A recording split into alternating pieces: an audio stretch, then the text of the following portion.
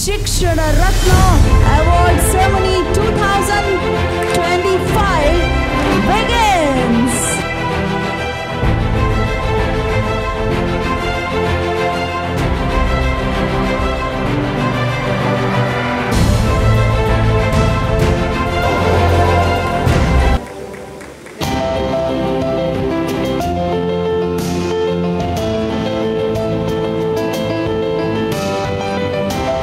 Yes, Veerappa Ujjanikar,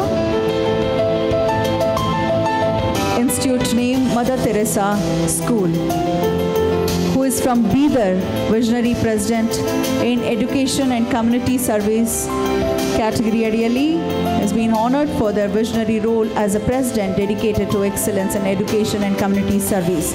ಕರ್ನಾಟಕದ ಕಿರೀಟ ಬೀದರಿಂದ ಬಂದಿದ್ದಾರೆ ವೀರಪ್ಪ ಉಜ್ಜನಿಕರ್. ಅಭಿನಂದನೆಗಳು ತಮಗೆ.